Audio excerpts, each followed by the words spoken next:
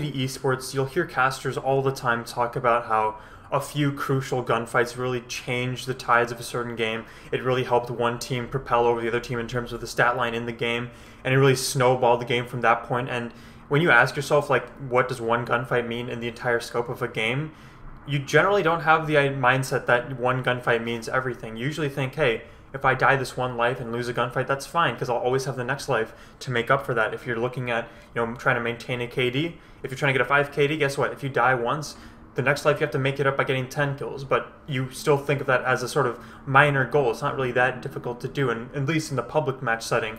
In terms of the competitive setting, gunfights mean a whole other thing. In my opinion, you have to give every single gunfight a lot more purpose than in a normal pub, and obviously there's going to be a few exceptions to where certain gunfights don't matter and certain actions don't really dictate the entire course of the game, but more often than not, and it's almost impossible to determine this, completely accurately because of, the amount of permutations a certain thing could take after winning a gunfight or losing a gunfight, because as you guys all know, Call of Duty is all based on gunfights. If you win a gunfight, your team can do this thing, and they can implement this strategy that helps them when they win gunfights. If they're losing gunfights, they rotate to try to cover up the lost ground and stop the bleeding, and they do a different strategy. So based on different outcomes of different gunfights, you can see that there's different impacts, and so you can't necessarily say that every single gunfight is just 50-50, that you have to basically toss it up in the air and then whatever happens, happens, and that it doesn't really matter at the end of the day because Advanced Warfare is so fast-paced as it is. No, every single gunfight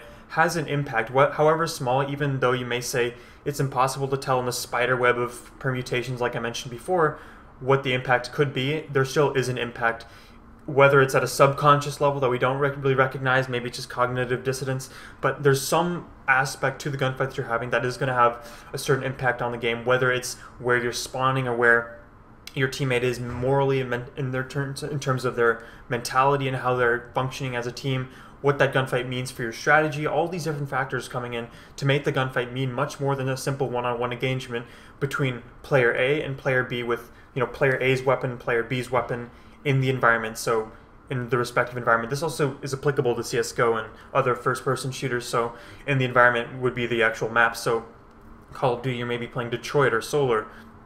CSGO, you're playing Mirage or Cache or Dust 2, that type of thing. So those are the environments in which you're playing in, and then within those environments you position yourselves accordingly. So if you're using a certain weapon, you obviously, if you're using a submachine gun, you want closer range engagements to be able to adequately use the SMG in that role, in that position, because otherwise you're just firing a really strong weapon at close range at a far distance that has more recoil, that's more difficult to handle and control, and may potentially do less damage than an assault rifle would. So you have to play to the strengths of your weapon, and so in the context of a gunfight, the way you're positioned with the weapon that you're using is crucial. So if you have bad positioning with an assault rifle, that would entail you being really close to players who have SMGs, and in that regard, in a controlled setting, in an environment such as LAN, excluding online and all these factors that can really screw over this whole gunfight, mentality, in the entire scope of the discussion, because online there's latency, ping, and there's too many factors that could ebb away at the fabric of what is the gunfight as a whole, at least online in the competitive setting. So if you look at it online, positioning is a key factor, and then in that scenario, if you're close quarters with an AR, you're probably going to lose that gunfight unless the other person chokes miserably, and that has to do with mentality, and that also has to do with just simple, mechanics and your actual functioning as a human being in terms of your muscle and your twitch reactions. So you can see all these factors coming together to, form this one gunfight, and the amount of times you can have one gunfight and have that same gunfight repeatedly over and over again is almost impossible, especially in the exact same way. There's always going to be a little bit of a difference. So even though player A always snipes the same lane from player B, and they do that 10 rounds back to back, they snipe each other from across the map, I guess we can call it 11 for search and destroy, and they continually do that, every time they do that, you may think they're doing the exact same thing, but there's always a little bit of a difference. There's always a different metagame. Maybe a person waits a split second before he might have gone, which triggers the other person to fire and pre-fire more. And then, there's a metagame within that, dynamic as well, where they're trying to out-snipe each other. And so that regard, there's always an evolving way of which gunfights work. Sometimes you drop shot first, sometimes you do a mid-gunfight, sometimes you, dash backwards. So in Advanced Warfare, you've got all these different exo abilities and all these different assets and tools in your kit that can provide a potential outplay in terms of the gunfight that you're doing. So there's so many permutations that it's almost impossible to dictate the outcome, but the outcomes dictate the entire course of a game. So even one gunfight that may seem inconsequential can change the way and the course of the way a player plays within the function of his team and within the actual team versus team element of the game. So you look at it in terms of positioning and the weapon you're using. That all matters, because if you're on a head glitch, you probably have a better chance of taking out somebody than if you're not on a head glitch. But then why don't you also say the argument that, hey, you may want to bait out the head glitch you're in. So take, for instance, Terminal on Modern Warfare 2 or Modern Warfare 3, whichever game you prefer, and you have the red room. And so that room is always super important in terms of maneuvering around the map. You can really see all the lines of sights in the most important parts of the maps, and Search and Destroy, that used to be a really strong power position. You could just maneuver around the map very quickly. And, you know, with that position, people are going to, you know, everybody knows that's a powerful position, so everybody's going to be putting in their best efforts to take it over and do their best, because that's the most, you know, that's the metagame at that point. That's the best strategy in order to win the game. And so what a player might do is, instead of, you know, using those head glitches or camping in the corners that everyone camps in, they purposefully pick a worse position, and they may sit prone in the middle of the room, which seems like a bad strategy. Hey, they have no cover. But what's the other player going to do? He's going to be looking at the corner, because that's the strongest position of the game, of that room, sorry, in that scenario. He's going to be doing that. But if you sit in the middle, you've caught him off guard. You probably win that one-on-one because you get the first shot, and in a land environment, you definitely get that kill. So if you think about it, purposely positioning yourself poorly may end up working out for you in terms of the actual level of, you know, the team you're playing against. So if you're at the pro level and you're with these top teams like Optic Gaming, FaZe, Envious, all these top names, you may think to yourself, playing the best is the only way you can beat them. No, you can play poorly and sometimes beat them as well, because maybe they didn't expect you to do this plan. So if you know, carry it out effectively and, you know, do everything at the top quality, and you don't lose the gunfights that you normally should in these bad positions, but you catch them off guard, then you've got a chance to, you know, upset a team, and you've got a chance to show that, hey, one gunfight can snowball a game. And you can see how, you know, in Search and Destroy is why pro teams are a little hesitant to play these amateur teams at tournaments. They're worried that, hey, maybe we get steamrolled. They have a strategy that we don't know about. They play more aggressive. They don't play fearful.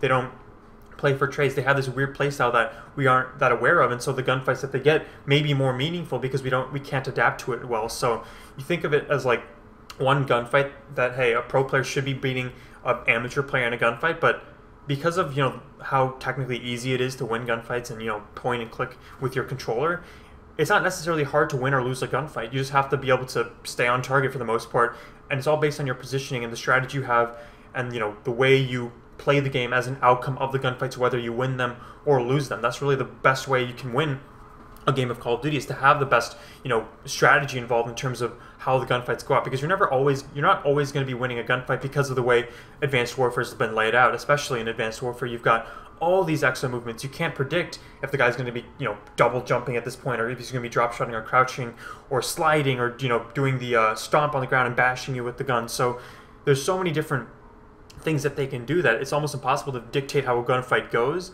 but you can always dictate what the impact of the gunfight is. So if you react to it in a certain way, then that's your decision, but that has an implication in terms of the outcome of the game.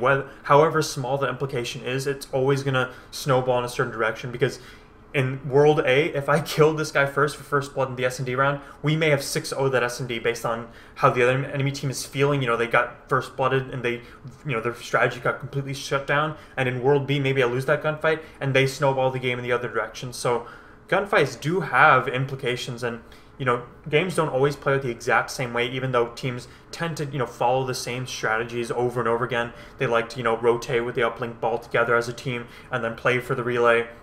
Hardpoints, they like to rotate a little bit before the next hill comes into fruition, and then, you know, get those few important seconds that could completely, you know, win you the game at the end. If it comes to the last few seconds of a hill, the S&Ds, you got to get those 1v2 clutches. So all these important factors that are all dictated by gunfights and the impact and implications of how the gunfights turn out. So you can see that there's so many different factors coming in. So positioning, I talked about, you know, bad positioning even, you know, getting those key kills on rotation, S&Ds, feeling good. So there's also the whole mentality thing where if you're winning a bunch of gunfights back to back, you're probably, hot. You get that streaky sort of feel whenever a player like Scumpy starts getting multiple kills, stringing them together, making those highlight reel plays where the casters are going off. All the players on his team are on firing at all cylinders, and they're just shutting down the enemy team. That's generally because they're just winning one gunfight that, if you think about it, usually should be quite even if you win one gunfight back-to-back. But if you keep flipping the coin, if you want to call it a flipping coin game, and you keep winning those one-on-one engagements, that can completely snowball a game in the other direction, because the chances of you getting, 4, 5, 6 kills in a row, and based on, if you compare it like 50% of winning and losing the gunfight, you just, you basically, the probability of that is 1 over 2 to the 6th power, meaning that has a very slim percentage if you don't want to do the math for it, and it's kind of almost impossible if you think about it. And the amount of times these players do it, that shows, if you take these trends into consideration, it's a worrying trend if you want to do the LOL memes, but it's a worrying trend. But if you think about it, if they're winning these gunfights consistently, they're having a massive impact on the game, because these 50-50 engagements, the other team has that same, ability to do that as well if they position themselves properly. If two teams are equal in all regards, the team that's outslaying team A, if it's outslaying team B, team A should always be winning in terms of what they're doing with positioning, their mentality, the way they're carrying momentum, so their streaks, how they the weaponry they use in certain positions, the baiting of positions, pre-firing as well, turning on someone as well. That's a huge momentum boost. I remember, if you ever play S&D or you do a ridiculous 1v2 clutch, make a ridiculous outplay because somebody missed a couple shots because of their muscles, because they are human, that means you just became the god. You literally transcended the level of the game. You became something more. You just acted so fluidly through the game that you were able to crush somebody in an almost seemingly impossible situation. That gives your team so much momentum, because guess what? You did something that you shouldn't have been able to do, and the other person on the enemy team really messed up. So it goes both ways. You don't just think of it as a one-way street, because guess what? You're playing against real people as well. It's not like you're the only person in the lobby among your 3 teammates. You're playing a series. So let's say it's a best of 5. Every map you play, each team is going to want to win no matter what. Even though Team A may be worse in hardpoints than Team B, they're not going to just give them up, because guess what? If you clutch at hardpoint, then you have a better chance of winning the series. And vice versa, if you lose in S&D and you gave up the hardpoints because you didn't have faith in yourself, then you throw the series that way. So every team is going to be trying to win every map, for the most part, and they're going to be trying their hardest to win those maps. And so if you think about it, each team is going to be, pressuring each gunfight with such intensity. They're going to be putting so much emphasis on the way they're playing in every scenario, in every single moment in the game, that's the highest level of play right there, because at all moments of the game, everybody's trying to make the best possible play with the outcomes of the gunfights. And so if you think about it, every gunfight does have a meaning. So let's say it goes all the way to game 5. Now both teams have physically, they're going through a lot of pressure in terms of this is the deciding game. We have to do everything right now. We can't mess up once. And that's when clutching comes in. That's when, if you hit all your shots, if you're more accurate, then that's when you elevate yourself from those mid-tier players. You can really show what kind of player you are if you can perform under the pressure, because now that's another factor added on. Not only do you have momentum, or if you're coming from a comeback, you've got that good vibes coming to you. You also have the pressure of if you get knocked out at this point in the tournament, you probably have a potentially worse road in the losers bracket, or maybe you're knocked out from the entire tournament as a whole, and your chances of succeeding have drastically diminished and maybe gone to 0 completely. So every gunfight has an implication. If you win a gunfight, you're happy and you think you did something well, and now you can pressure the game in a certain way. If you lose the gunfight, you may feel really bad about yourself, because I know everybody's had those games where you're just not winning a gunfight. Maybe it's because you're just missing shots, you're not accurate the first game of the day, your muscles aren't warmed up just yet, or maybe you are if you seem like you are accurate, but you're just not getting the kills, and the other people are outperforming you. So that has a huge impact on mentality. And if you look at the impact of a gunfight as a whole, and all the elements I described earlier, with the positioning, pre-firing, momentum, mentality, turning on somebody, even all these factors coupled into one little gunfight, and you transcend this and you concentrate it all into this one instance in one moment of a series or a game, you can see the implication that it has. You may not think about it consciously, because in the moment you're just going to be thinking, okay, it's fine, we gave up that kill, it's not going to have a big impact, we can come back from it.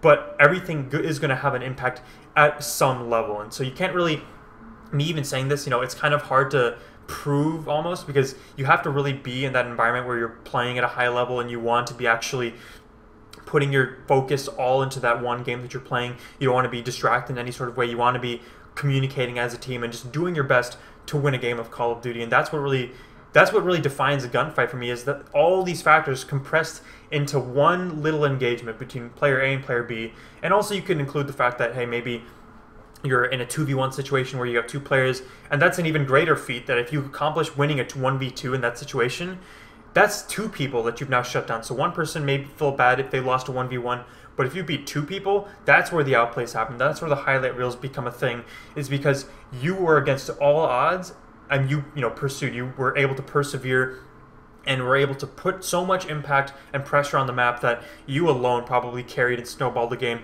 potentially from one play. And it's almost impossible to prove because of the amount of permutations, like I mentioned at the very beginning of this video. But in my opinion, there's almost no way to disprove that either. There's always going to be an implication of something that you do in game, whether it's even just jumping up and down at the very beginning of an S&D and then dashing this way and dashing that way. You may not think it has a big impact. You may YY a bunch. It may not have a conscious impact, but it definitely has a subconscious impact.